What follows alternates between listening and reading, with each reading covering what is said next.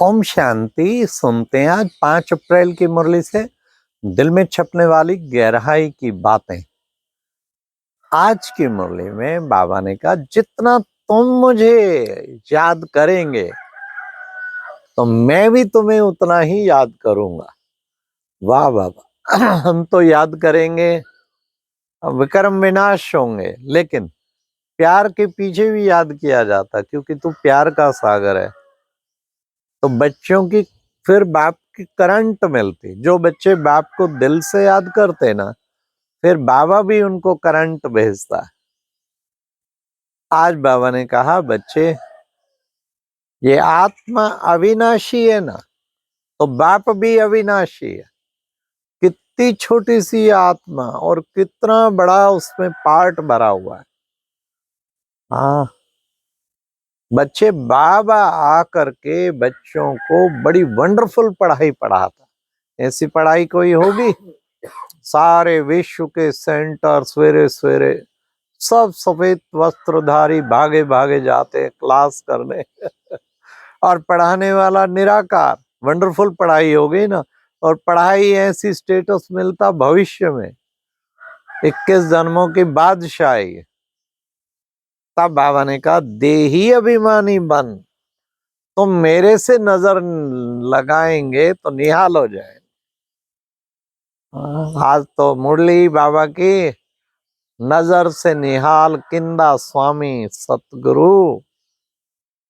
शिव बाबा आया, बाबा की दृष्टि मिली, जिस आत्मा को मिली, चाहे योग में मिली, चाहे मधुबन आके डायरेक्ट बाप दादा के रूप में मिली, चाहे साकार बाबा के तन में मिली, नजर मिलते ही नजर से निहाल हो गई आत्मा। नजर से निहाल किंदा स्वामी सतगुरु।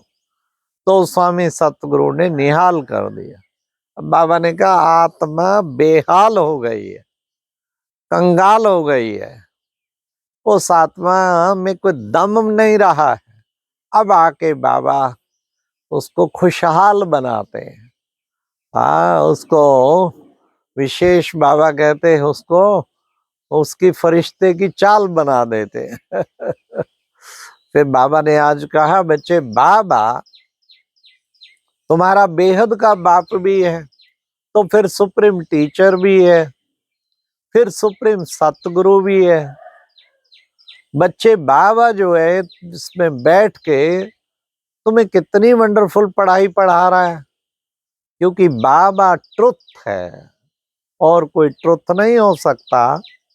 सत्यम शिवम सुंदरम कहते हैं ना, है ही सत्य वो जो शिव है, और है ही शिव वो जो सुंदर है। तो बाबा ने आज बताया कि बच्चे तुम आत्माएं वहां से आके 84 जन्मों का पार्ट बजाती हो, फिर वो पार्ट रिपीट होना पड़े, कलप कलप के लिए वो पार्ट नूंद जाता है, फिर वो पार्ट रिपीट होता रहता है।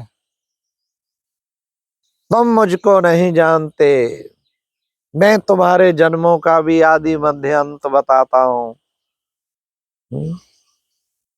तुमने जो कुछ भी पढ़ा है वो भूल जाओ, क्योंकि तुम मुझे नहीं जानते। मैं अपना परिचय स्वयं आकर आप ही देता हूँ। बाबा ने कहा, अभी क्या है, ज्ञान कल्ट आता है सतयुग में, अभी चल रहा है भक्ति कल्ट। फिर आज बाबा ने कितना सुंदर बताया कि बच्चे परवाने बनकर, क्षमा पर परवाने बनकर अपना सब कुछ सफल करना है। परवाने भी अलग अलग है, संपूर्ण परवाना बनना है। कोई परवाने फेरी लगा के जाने वाले, आते क्षमा पे फेरी लगाया गए। कोई परवाना तो आया और एकदम फिदा हो गया। कोई परवाने दूर से ही देख के खुश होते रहते हैं।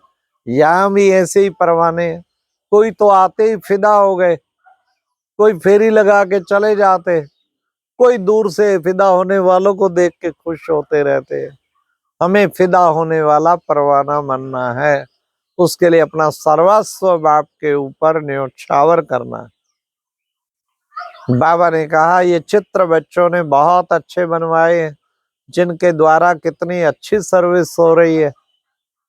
राज बाबा ने कहा कि बच्चे, हिंदू जो कर्म भ्रष्ट बन गए हैं, कर्म भ्रष्ट बनने से अब धर्म भ्रष्ट भी बन गए। माना वो हिंदू जो पहले आदि सनातन देवी देवता धर्म था, कितने 16 कला संपूर्ण संपूर्ण निर्विकारी थे, आज विकारों के अधीन हो गए। तब बाबा ने कहा कर्म भ्रष्ट, उससे ही धर्म भ्रष्ट हुआ है। अब फिर दोबारा से कर्म श्रेष्ठ बाबा बना रहा है, फिर आदि सनातन देवी देवता धर्म होगा और सब श्रेष्ठ बन जाएंगे।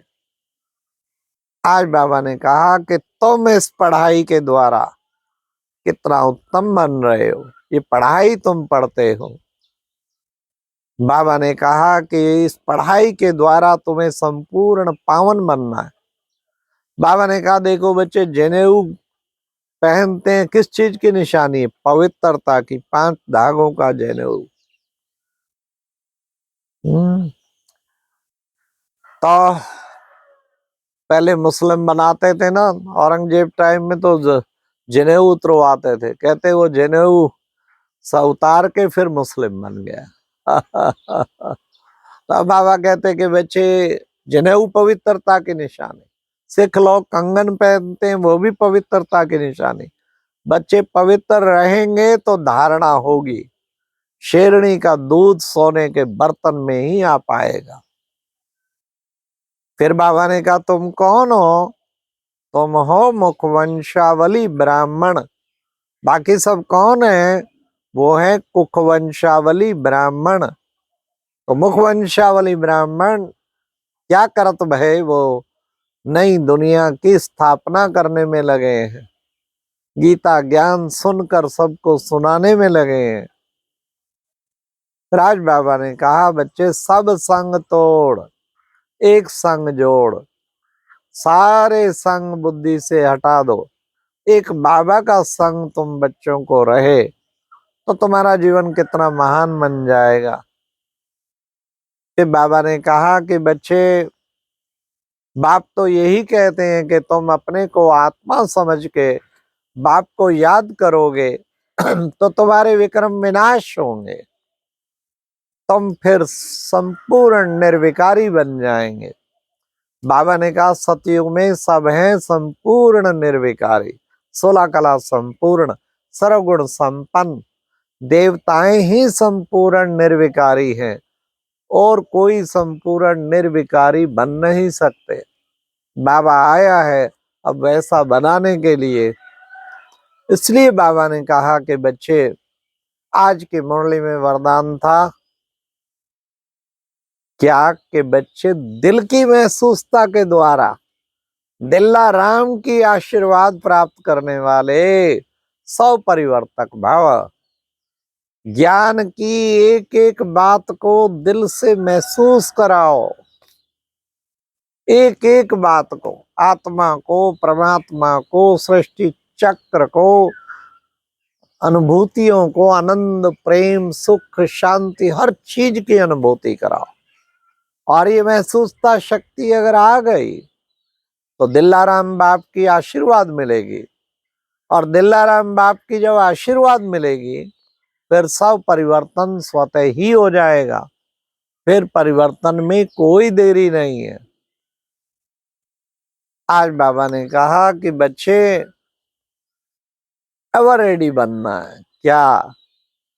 एवर रेडी बनकर जी हाँ करना, जी हजूर, हाजिर।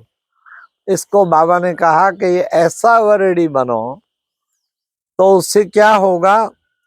एवर रेडी बन के वारिस वह है जो एवर रेडी बनकर हर कार्य में जी हजूर हाजिर कहता है, वो है वारिस। अगर हम वारिस बनना चाहते हैं, बाबा को जी हजूर, जी हजूर, जो सेवा आए, भाई बहन भी कोई काम कहे, जी हजूर, जी हजूर, मैं हाजिर हुआ।